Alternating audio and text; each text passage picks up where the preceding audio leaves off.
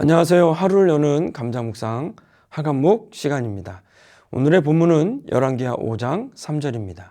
그의 여주인에게 이르되 우리 주인이 사마리아에 계신 선지자 앞에 계셨으면 좋겠나이다. 그가 그 나병을 고치리이다 하는지라. 오늘의 감사, 은혜로 문제를 해결해 주시는 하나님께 감사. 누구나 인생에 반복되는 문제가 있다면 그 문제를 빨리 해결하고 싶은 마음이 있을 겁니다.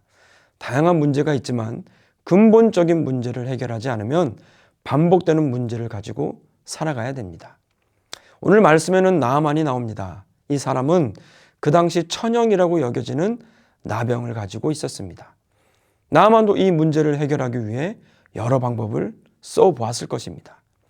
그는 해결되지 않는 이 문제를 해결하는 실마리를 찾게 됩니다. 그 첫 번째가 문제를 해결하시는 하나님께 길을 연 것입니다. 3절에 여주인에게 엘리사를 소개한 어린 소녀는 아람 사람들에 의해서 잡혀온 소녀입니다.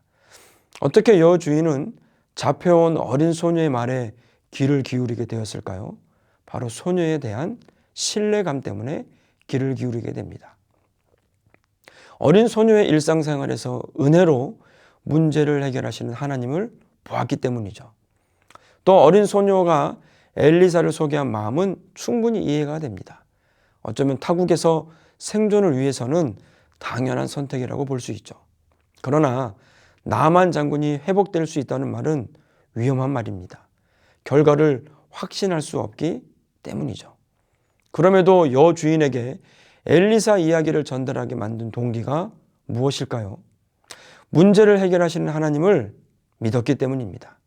그리고 나만도 귀를 열어 소녀의 음성을 들었기 때문에 문제 해결의 첫 단추가 시작되었던 것입니다.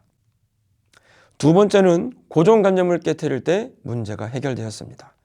아람과 이스라엘은 숙적이었습니다. 이들은 부탁을 주고받는 사이가 아닙니다. 그런데 고정관념을 깨고 적국의 엘리사 선지자를 찾아갔습니다. 엘리사는 나아보지도 않고 나아만에게 요단강에서 7번 몸을 씻으라는 하나님의 뜻을 전합니다. 이 말에 나아만은 화가 났습니다. 상대에 대한 예의와 존중의 문제일 수 있기 때문입니다. 얼마나 자존심이 상했을까요?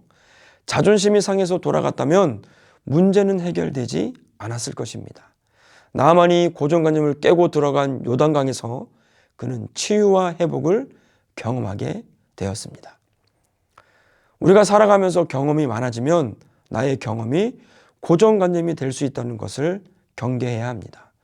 경험은 좋은 자산입니다. 그런데 이것이 굳어지고 경험이 믿음이 되는 순간 문제를 풀어주는 힘이 아니라 문제를 더 어렵게 만들기 때문입니다.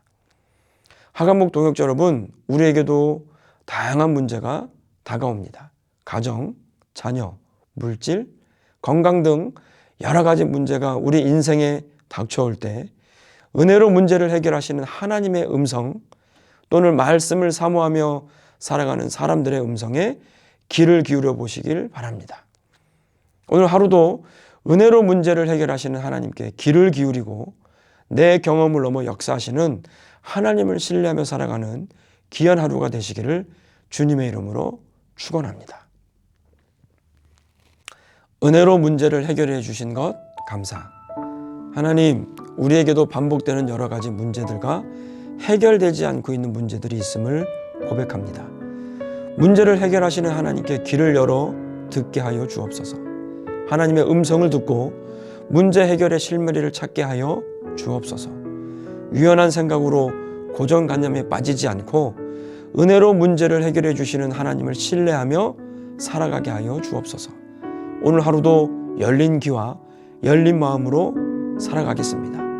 예수님의 이름으로 기도드립니다. 아멘.